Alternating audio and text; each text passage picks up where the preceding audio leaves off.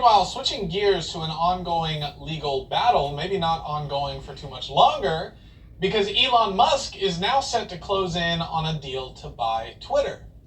Musk issued a letter to the company saying, quote, "On behalf of X Holdings Incorporated, X Holdings 2 Incorporated, and Elon R. Musk, the Musk parties, we write to notify you that the Musk parties intend to proceed to closing of the transaction contemplated by the April 25th, 2022 request."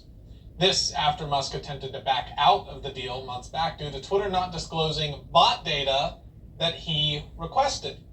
An official Twitter affiliate account tweeted out to investors announcing that they plan to close on this deal with Musk.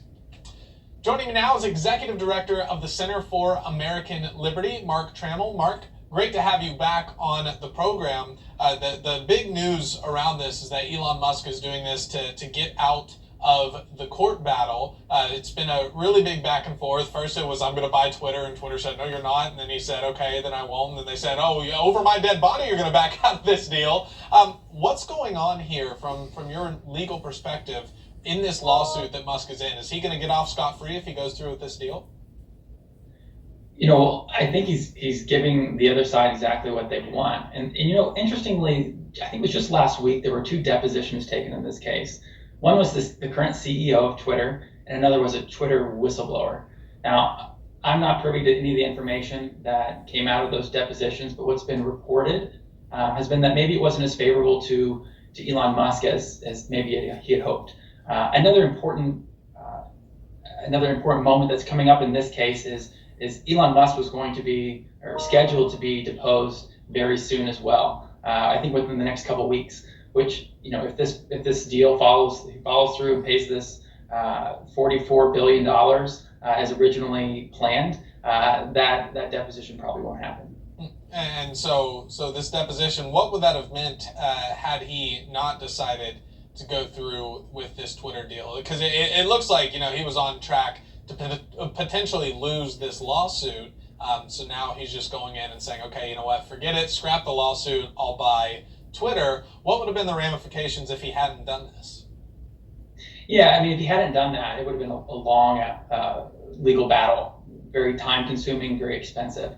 But by following through now with the purchase of Twitter, he can really make Twitter what he wants to make Twitter, right? He can return it into a free speech beacon that other social media platforms can look to and hopefully mimic as well. He can be really the leader in social media, free speech.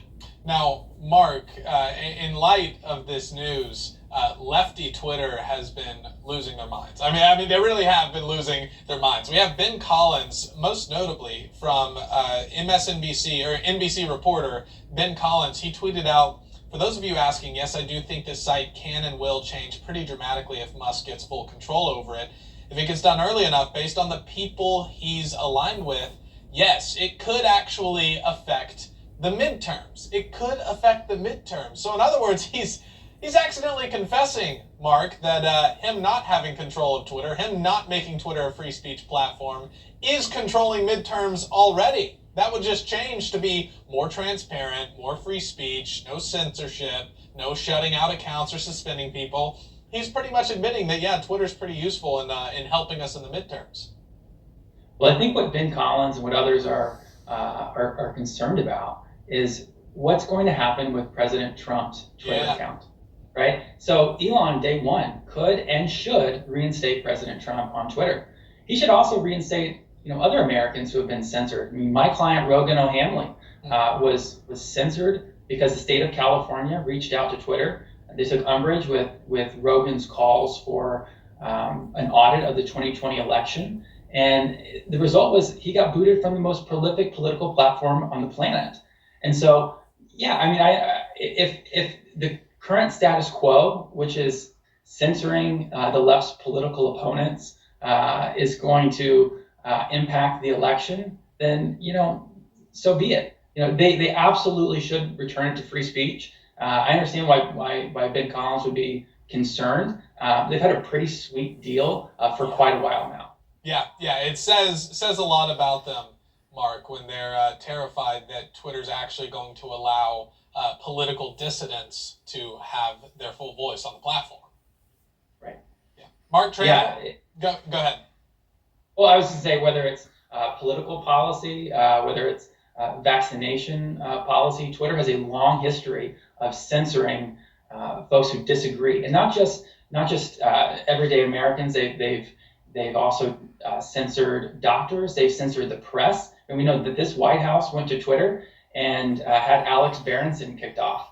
It's a pretty outrageous thing for the White House to do, to be so opposed to free speech. So I'm looking forward to a new Twitter, and hopefully one that welcomes free speech. Yeah, and it looks like that will be coming very shortly, which I am also very excited about. Mark Trammell, thank you as always for joining the program. Great to have you back. Thanks, Addison. Appreciate it. Coming up next, San Francisco School District gives their teachers some guidance on how to facilitate gender transitions for their elementary school students. We'll discuss after the break.